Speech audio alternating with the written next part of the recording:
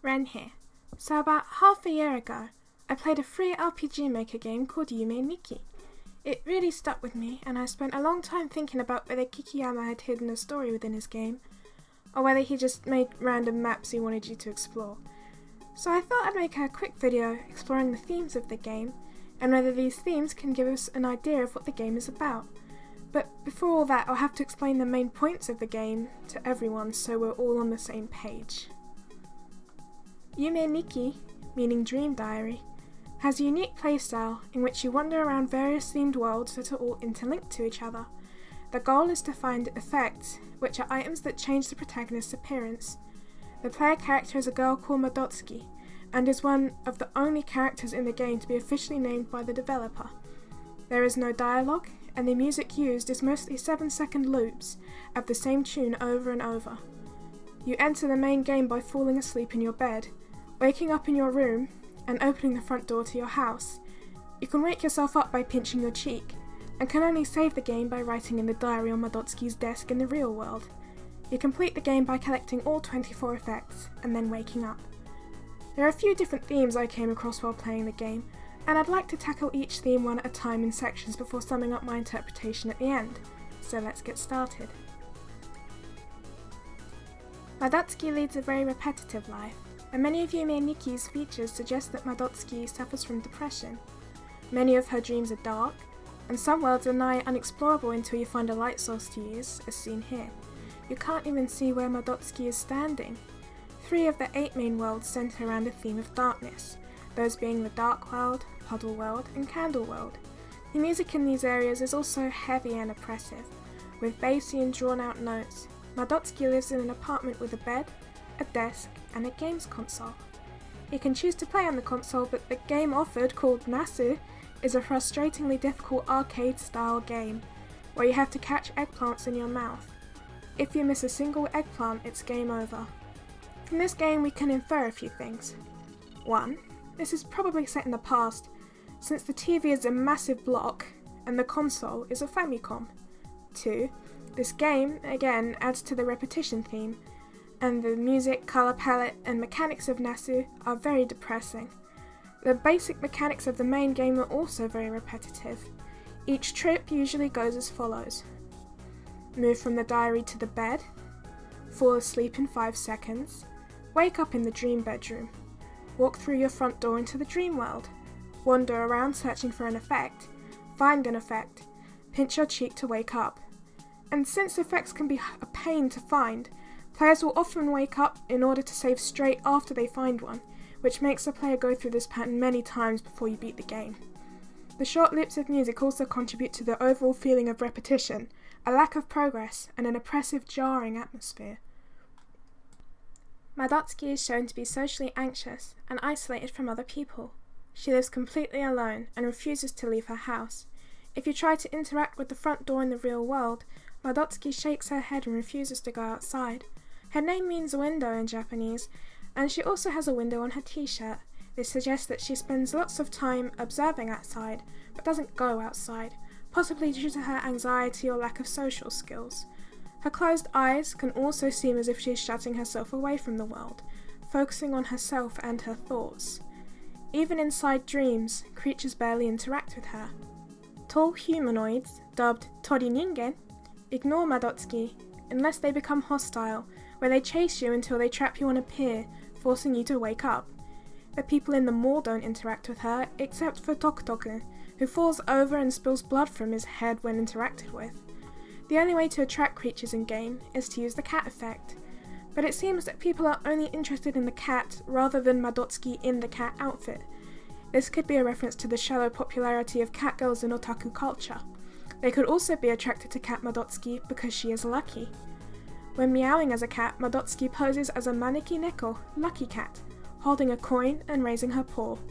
Both explanations for the attraction to cat Madotsuki portrays the attractees as being shallow and selfish, since they only pay attention to Madotsuki if she is catering to the otaku fetish, or if she brings luck. This cynical outlook may give us an idea of how Madotsuki sees others, and how she has a little trust and hope in humans. The distrust in humans is further expressed in the infamous Uboa event. In an area called the Pink Sea, there is a girl dubbed Poniko, Ponytail Girl. To reach her, you have to walk through a baby pink landscape with jeweled waters, using pastel coloured balloons to teleport yourself to a house. The house is made of colourful cones, which I think look like Japanese-style party poppers. The party poppers, balloons, and tinkly music contribute to a childish party theme. Inside the house you find Poniko. She ignores you, and all you can do is switch her lights on and off. There is a 1 in 64 chance that interacting with the lights will cause the room to change, replacing decorations with malicious smiles and eyes, and replacing Poniko with a dark figure wearing a white mask. The music is a filtered screaming effect, and you cannot exit the room anymore. This whole encounter strikes me as a trauma relating to betrayal or two-facedness. The unassuming Poniko, who's also the only other human in the game, turns out to be the most frightening and dangerous creature of them all. The soft music and furnishings in Poniko's room, along with the surrounding pink sea, lull Madotsuki into a false sense of security, and when she turns off the lights, i.e. changes her perspective, Poniko isn't who we thought she was at all. Although they are subtle, I think there is a decent amount of sexual imagery in Yume Nikki, and all of it is negatively portrayed, alluding to a possible aversion or fear of sexuality on Madotsuki's part. I also think her possible fear of sex is linked to her isolation and anxiety. The most overt example of sexual imagery is Kyukyu-kun. When you use the knife on this sad zipper, you can walk inside of it. The sad zipper face has changed to a laughing one instead. Much like Uboa, this zipper was being deceitful about his emotions. Next, you walk along a long, narrow path with handles until you get to the next area. In this area, the previous music is gone, and there is a long, smiling creature rubbing the banister of the stairs in front of you. There is complete silence except for the squeaky sound of him rubbing the banister. Fans named him Kyukyu-kun, since Kyukyu means rub. The uncomfortable silence and rubbing noise makes the player and Madotsuki feel unsafe around Kyukyu-kun, hinting at his malicious nature. Through the next door, there is an unskippable cutscene where ominous music plays and a strange pattern morphs in front of the player, which is in the vague shape of a face, hence the nickname Face.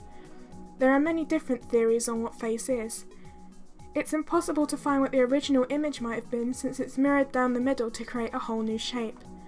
Many people think Face is sexual imagery, but I personally don't see it.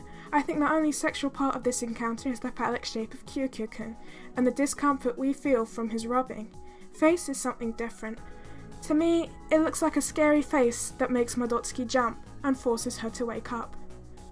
I'm not convinced that the image of Face is anything in particular. I think that Face is just a manifestation of Madotsuki's fears and anxiety. I believe that Face is actually an episode of sleep paralysis. This explains the hallucinatory images and Madotsuki's inability to move. The feeling of dread and Face being a scary presence is also a trait of sleep paralysis. Sleep paralysis occurs during REM sleep, which we can confirm Madotsuki was having, since you can only dream during REM sleep. The actual pattern is similar to an ink blot test, again linking Madotsuki with psychological issues. These issues could also be the reason why Madotsuki has sleep paralysis in the first place. It can be caused by anxiety and irregular sleeping patterns, which Madotsuki seems to have. The face's scary appearance also warns us of the dangers of Kyukyu-kun. He sits in silence rubbing a pole, and the sound makes us uncomfortable.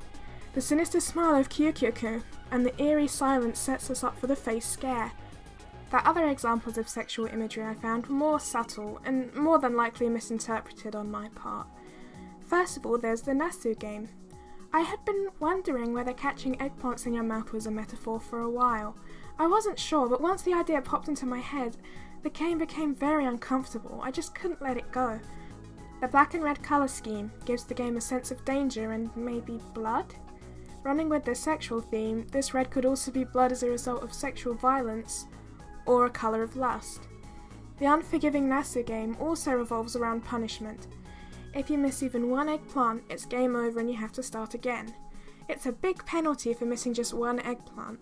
This could be representative of abusive behaviour towards Madotsuki, and taking their eggplants into account, even a representation of abusive or violent punishment because of sexual blackmail and threat. But I'm not sure if I'm being too loose with my theory here, and I hope you'll cut me some slack if you disagree with my observation.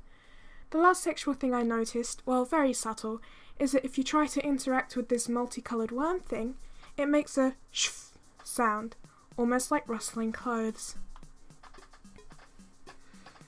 Yume Nikki's ending confirms that she has psychological issues, since the very vast majority of people who commit suicide suffer from mental illnesses. The method of writing down thoughts and dreams is also reminiscent of therapy, and although Madotsuki would be unable to see a therapist due to her isolation, she could be self-analysing using the dream journal and trying to be a therapist for herself. After analysing her dreams as much as she could, i.e. searching and collecting all of the effects, Madotsuki opts for suicide. This could either be because her dream journal was successful, or it was not, since completing the journal is the requirement to access the ending. If the journal was unsuccessful, Madotsuki may have given up hope of self-therapy and realised she couldn't fix herself. If Madotsuki committed suicide because the journal was successful, I think it would be because she has fulfilled her goal and therefore has lost purpose and drive. This diary is the only thing she did all day apart from the depressing Nasu, and she has explored all of her dreams in order to find all of the effects. The whole project is finished, and she doesn't know what to do with herself anymore. There is no new content in her dreams to explore, and she has nothing to do. There is nothing left for her to do, so she jumps off the balcony.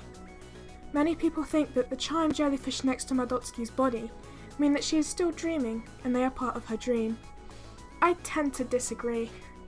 The sad ending theme betrays this theory. I believe that the jellyfish represent peace. Their ending is distressing, and the vivid blood is upsetting to look at. But if you press 1 and 3 on the keyboard, they give a comforting chime. I believe that this is indicative that Madotsuki is now at peace, and that this comforts the player. Madotsuki may be dead, but she doesn't have to suffer anymore. That was kinda a downer ending, sorry. I'll leave the links to the Yume Nikki wiki and the NHS page on sleep paralysis in the description. If you want to play Yume Nikki, it's free through Steam, so give it a shot. Let me know which of my observations you agree and disagree with, and your thoughts on the game. Have a nice day!